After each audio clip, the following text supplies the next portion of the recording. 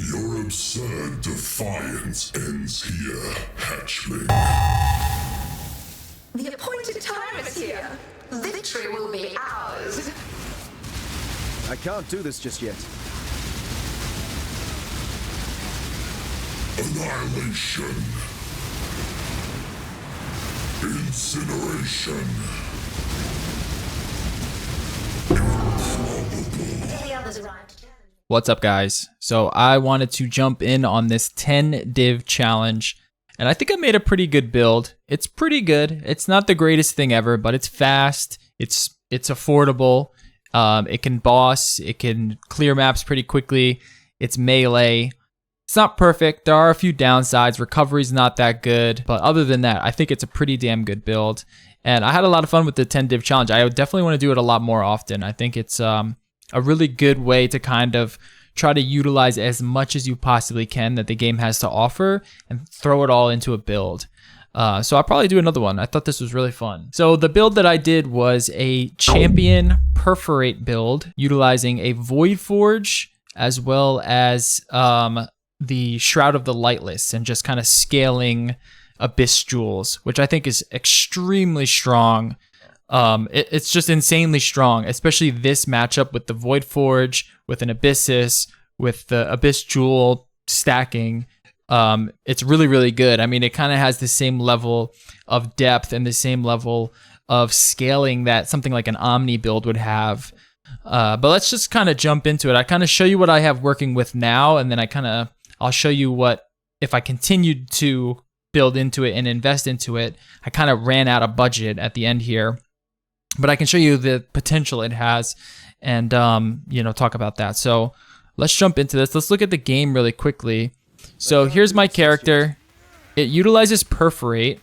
And the reason why I like Perforate is because it has two modes. So you have this mode that slams these like outward, they look like shark fins. And this is like your main clearing ability. And this is kind of what you're going to be, this is what you're going to be doing to clearing the game, just blasting through, slamming things. And it works really, really well. And then when you come upon like a boss or something that's like really tanky, you go into your blood stance and now you have this super strong single target mode. And because we're utilizing Phantasmal Perforate, when we switch stances recently, we get an extra spike. I believe it's just one extra spike. Yeah. Or two extra spikes from this. And then our enchant gives us another 2 extra spikes. So we're getting around 10 spikes that overlap on each other. And that gives us a really good single target number. So this skill, when you scale into it well, you have the ability to clear really nicely. And then also have, you're not sacrificing any single target if you scale it correctly, right? We don't want to scale too much AoE because we want the spikes to all be in one area. So you kind of want it to just be about, something like that. So an enemy that looks like this, probably one of your smallest enemies, just like a human enemy, that you're going to hit them with most of the spikes. And then every other boss on top of that, hitting them with all of your spikes is no problem. So you'll always have 10 spikes as long as you're switching stances recently. But we do so much single target damage that we can pretty much phase most of the pinnacle bosses. So that is the main skill, and that's kind of what my intention was when I wanted to build something for 10 Divines. I want something that's gonna do everything, right? If you just make a map, anyone can make a mapper with 10 Divines. That's like the easiest thing you can do in the game. And anyone can make a bosser with 10 Divines. But can you make something that's actually like well-rounded and can do everything in the game and can farm and can do it quickly and can do it without dying every 2 seconds? That's really the challenge, I think. And that's kind of what I had fun trying to develop here.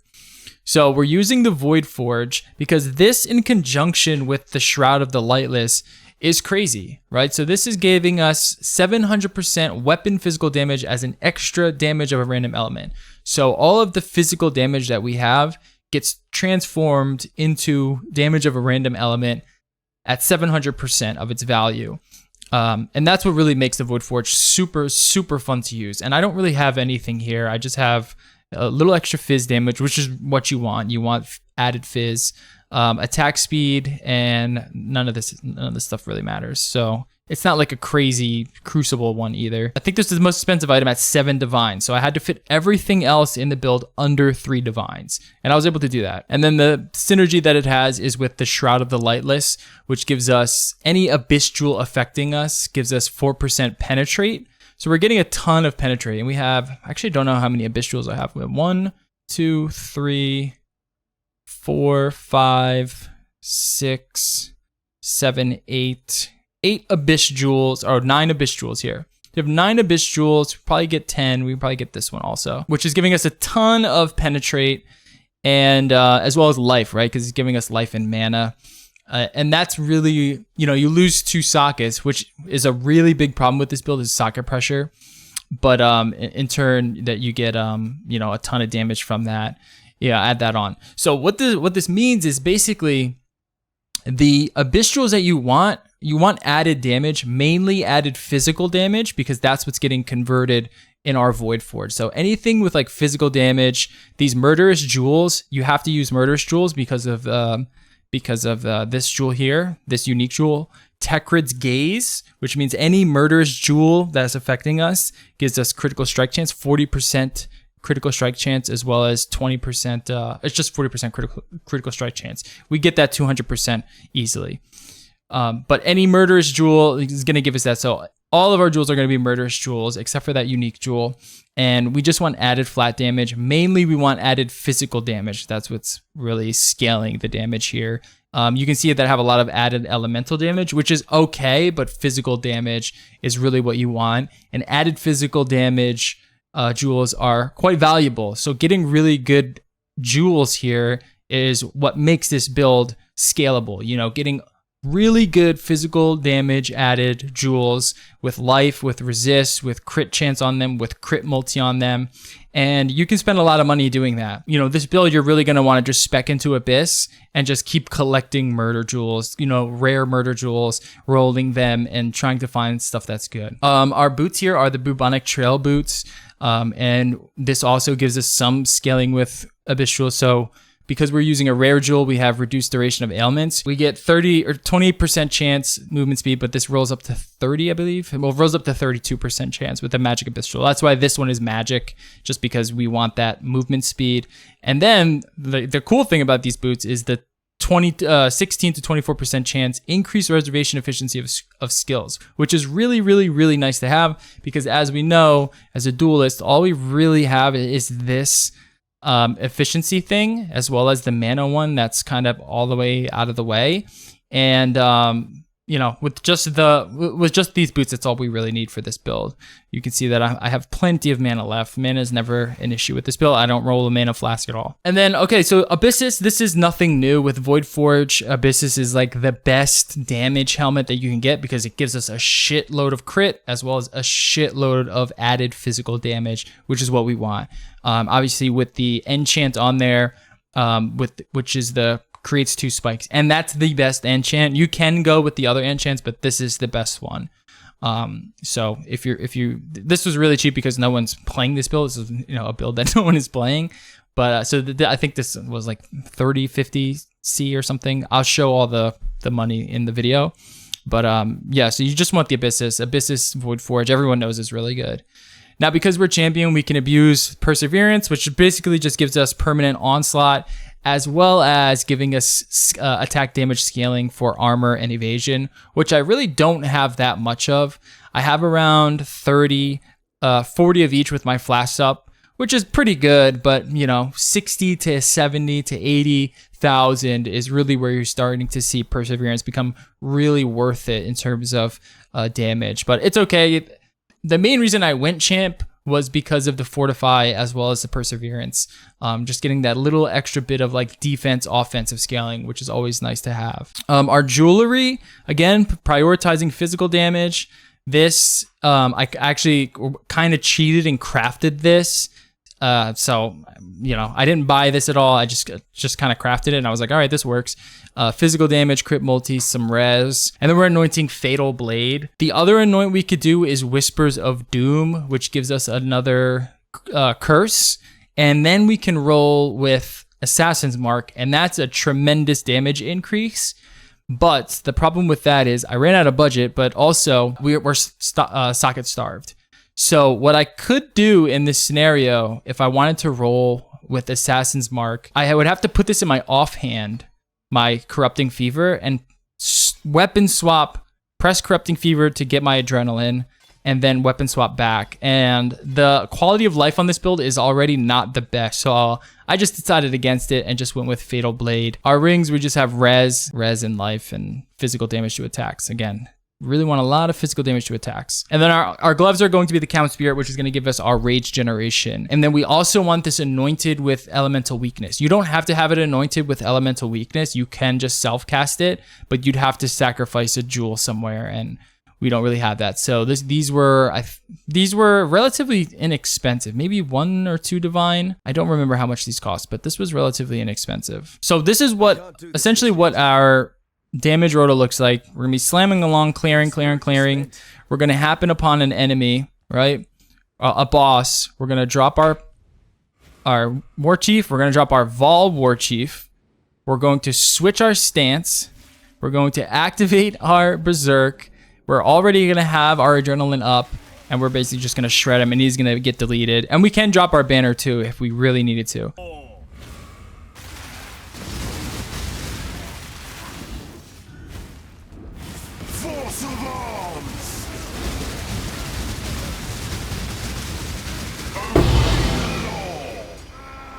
But we just shred him down, and then he's dead in like 1 second. So it's a kind of a complicated rota, but that's what I mean about like the quality of life. We're pressing a lot of buttons already. Do we really want to press a curse? Do we really want to press a weapon swap to get our Corrupting Fever to proc our adrenaline?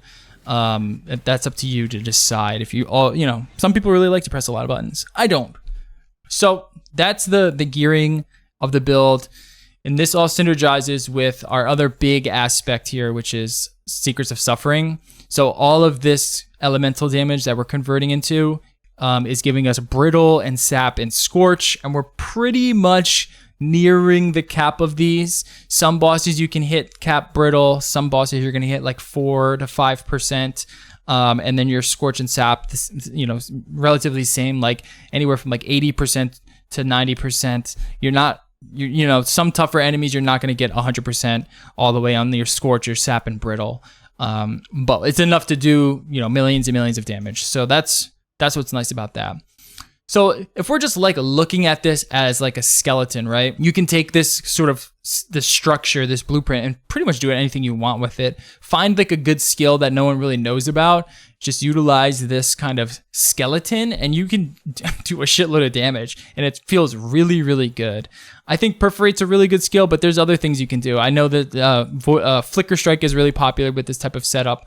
They're not utilizing the Shroud though. They're utilizing something different. So if you can figure out a way to do Flicker Strike with a Shroud, I think that's another great way to scale that build. Void Forge, Abyssus, Shroud, Secrets of Suffering, some Rage Generation, and and just stacking Abyss Jewels, getting a shitload of pen, and bada bing. This one will soon a veil of safety and security.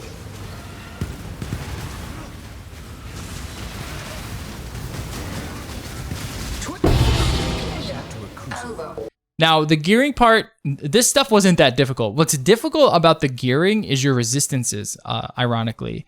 So you're going to actually want resistances on good jewels. Your jewels is really where the money is. So getting really good jewels with life, physical damage added to attacks, crit multi, and resistances, that's where the money's at. That's what's really going to push your build over the top. We're not crit capped yet. Let's actually head over to the POB here. We're not crit capped yet. We're around like 80%, and that's with our flash up. No, with our flash up, we get crit cap. Without our flash, around 80%, 80 to 90%.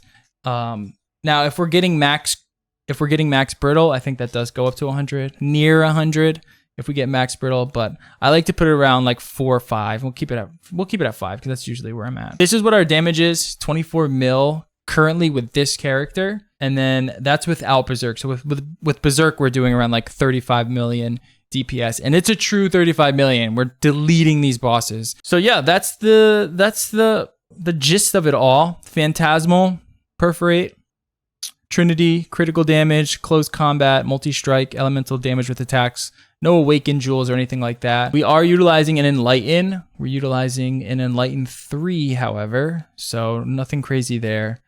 Everything else is pretty simple to understand, pretty easy to get stuff.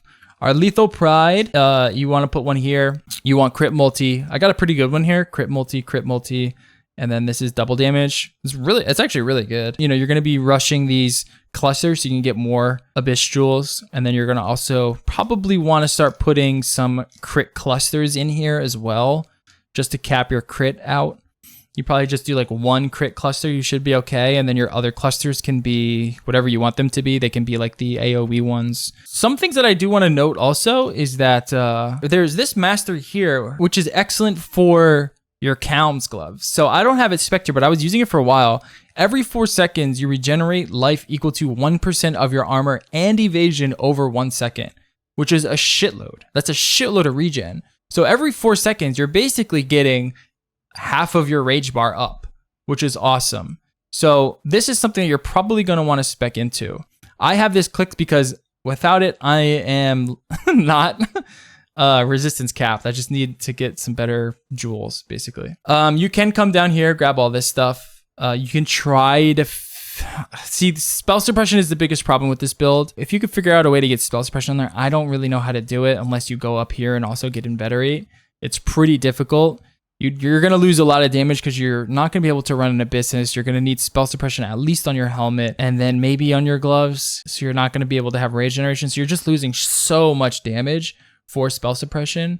I think we are pretty good without it. We're around 100,000 EHP. It's not the best, especially our Chaos damage. Chaos wrecks us. You know, it's not the most tanky champion out there, but it does well. It's pretty strong.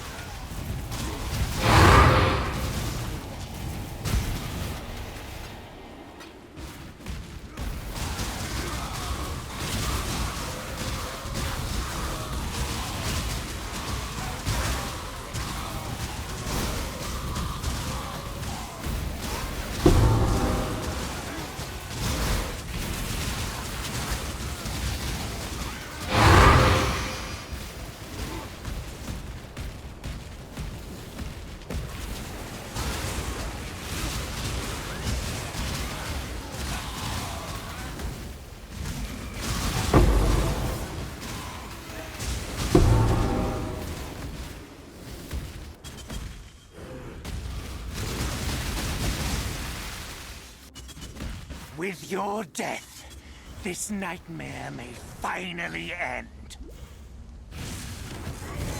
I can't do this just yet. And that's the tree, basically. So this is what the build looks like. We're just taking the regular champion stuff. You know, there's all these other ones. There's no point.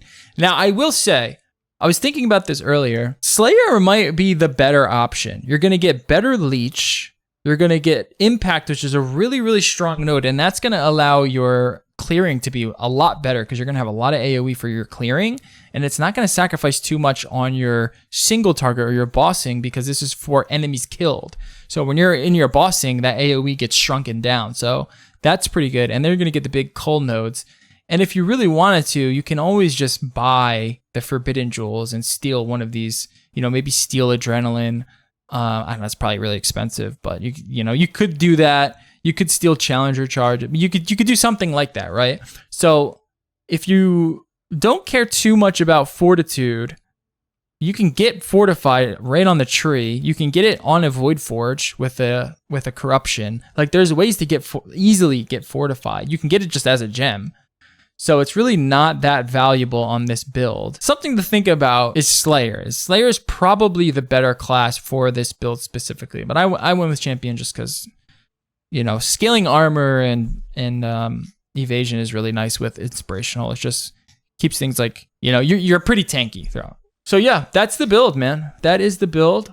I really enjoyed putting it together. I really like this 10 div challenge. I'm going to try to keep things, I cheated a little bit. I probably over a little bit. Maybe it's more around like 11 or 12 divines. which I really just wanted to keep it in the spirit as make something near 10 divines that is really, really strong. Now, if we want to see like in like a semi min-maxing stage looks like, we can get this all the way up to like 50 million pretty easily. So we just kind of redirect these nodes, and we're just going to add more clusters in the build. We're going to get better jewels. Again, you can get forbidden jewels and just steal one of these Slayer ones. You can steal challenger charges if you wanted even more speed. We can get better void forges, right? We can get a void forge with a lot better of a crucible tree, with a better corruption or an implicit. We can get better rings. We can get better amulets, a lot stronger rings and amulets. Scaling this build is quite fun. It's quite easy. It's quite easy just because we're looking at we just want really good abyss jewels, and everything is just really, really strong, right? We can get our awakened gems now. If you really wanted to push this build, you can definitely turn this build into a bosser, like a straight up bosser that maps really, really quickly. This is definitely up to like 6% at that point. You know, at the semi min-max area, we're looking at like 12 to 15 million uber DPS, which I think is pretty respectable at this budget. If we say we spend another like 10 divines, right? So 20 divines, you have yourself a really, really strong, fast option that can get, you know, just fly through the game. So that's kind of where I was at with building this thing, is trying to come at it in the sense of like, let's try to make something that can do it all. And let's see what kind of mechanics that we can abuse to do that. And this is kind of what I came up with first, is the Perforate champion. And I had a lot of fun doing it. And yeah, if you try it out, let me know what you think. I'm sure that this sort of like blueprint, a lot of people are going to use and utilize it with different skills. Again, like I've seen it with Flicker Strike, which is kind of what gave me the idea. Everyone's kind of doing Shroud of the Lightless stuff. So it's really fun. But they're doing it with the Spirit Charge helmet, which I think is kind of a bait. I think that Spirit Charge helmet actually kind of sucks. So just utilizing the body armor is just the best thing that you can do, right? I'm just utilizing the boots just because it's giving us a couple extra, it's giving us one extra abyss jewel. But if we get another boot, a better boot, which I think is around 1 or 2 divines, you can get one with 2 abyssal jewel sockets, which gives us a little bit more. But then we're really starved for sockets, so we're going to have to get one on our ring. We'd have to get like an unset ring or something. But that's the biggest trouble you're going to run into is socket pressure, your resistances, specifically your chaos resistance. It's really hard to get that to a respectable number. But once you actually start to invest some money into there, you'll be okay. Yeah, there's my Perforate champion. Hopefully you enjoyed it. I'll be coming out with some more 10D challenges. I thought this was really fun, and hopefully you liked it. All right, peace.